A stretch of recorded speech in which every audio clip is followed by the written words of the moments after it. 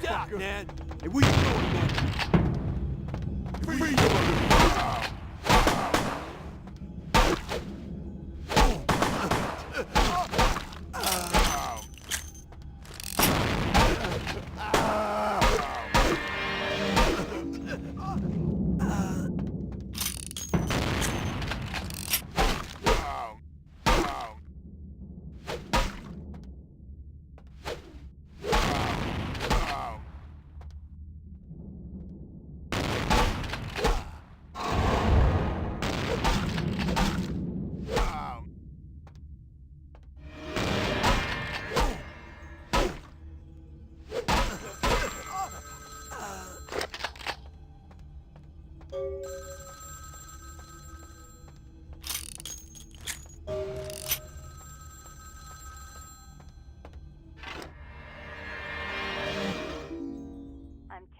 Sorry about that.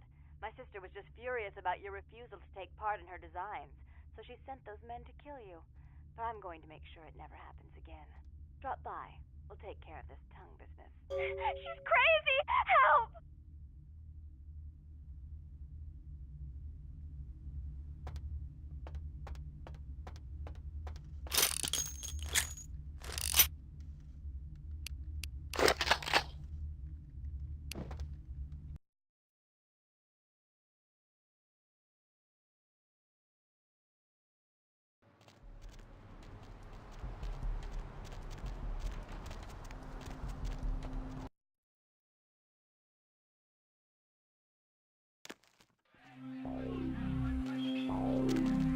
What is this shit?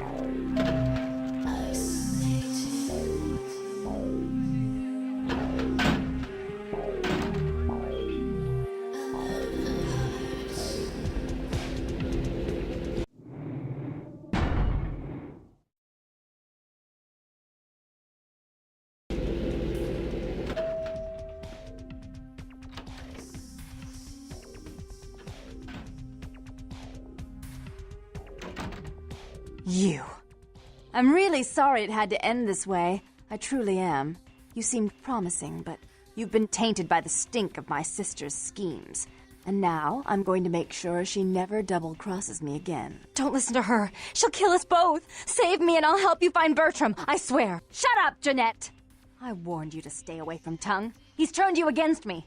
I always looked out for you, but you couldn't stand my success. You had to meddle, didn't you? I didn't want it to end like this, but you forced me! You never gave me any credit for anything, Therese. I was the one calling the shots. Bertram was dancing on my leash. How does it feel to know that I beat you? Isn't it obvious? I'm about to rid the night of this deviant, backstabbing whore. Do you realize that despite her condition, she still fornicates with kind, no less? So despicable. So unclean. You're one to talk, dear sister. Or should I say daddy's little girl? Do you want to know just how depraved the Baron of Santa Monica can be? Shut up, Jeanette. You'd love the world to think you're a saint. When you thought I was asleep, I used to hear Father come in at night. I heard him whisper how much he loved you in your ear before he... Don't finish that sentence, or you're dead. Don't you want to hear what happened? How she became the pillar of the community she is today? Shut up. Just shut up!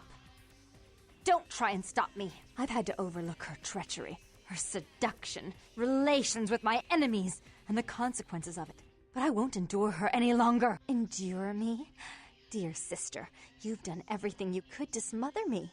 You love to bury me in your closet, along with all your other skeletons. I'm the good girl. You're the wicked one. You've done nothing but plot against me, when I had our best interests at heart.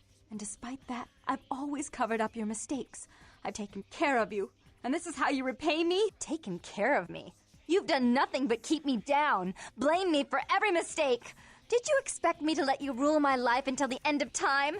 No, sister. You've had it coming since our last sunrise. Is that right, dear? If it wasn't for me, you would have never survived this long. Remember? They tried to separate us, but I refused. I chose this life and brought you into it so that we could stay together. Obviously, you've forgotten.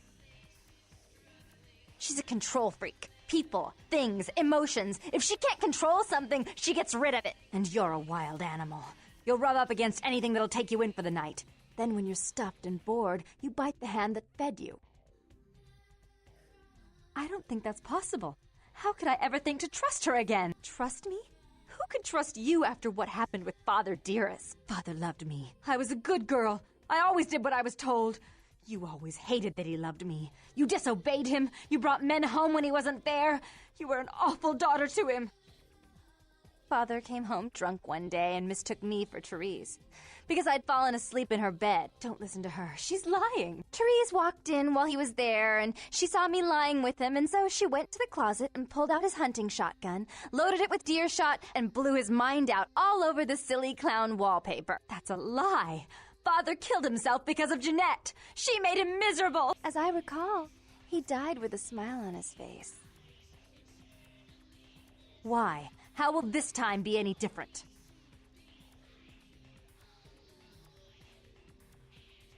Therese doesn't like to share. Jeanette's irresponsible. She's undependable. A venture like mine requires class and distinction, which is something a pigtailed face-painting harlot does not lend very well. You do have a way with words, sister. You're right. I'm not in the same class, am I? I mean, murderers are so respectful these days. More responsibility. So that she can ruin every opportunity I give her? Of course. You're the only one who can secure zoning permits and shake hands. I'd never be able to keep up. But I only do it for attention and out of love. You do it because you're vindictive and jealous, and you deserve it. If she would stop treating me like a child, if she would start behaving like a rational adult. Yes, there was a time. When I was a child, I didn't have many friends. I suppose Jeanette was the only one. We never did get to go out of the house much.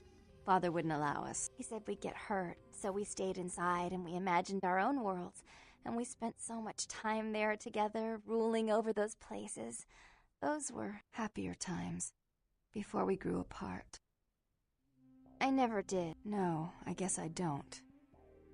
Jeanette, if I were to offer you equal control in Santa Monica, would you quit consorting with Tongue? I'll stop working against you with him. But since I've got him in my pocket already, there's no reason for me not to pay him a little visit once in a while, when he can be of use. That's not a bad plan. There's just one more thing. I want to be in charge of Santa Monica, but only publicly. I want you to continue to convince others that our relations are strained. That way, we know who our enemies are. I agree. Take it. I'd hate to look at it again and think of what almost transpired. I suppose now that Jeanette and I have settled our differences, I'll call off the feud with Tongue. Bertram's hiding in an empty oil tank at the old gas station. I'll tell him to expect a visitor, and I'll ask him to be extra nice. Please give Santa Monica's regards to the prince. And keep your tongue tied about what happened tonight, or we'll have to kill you.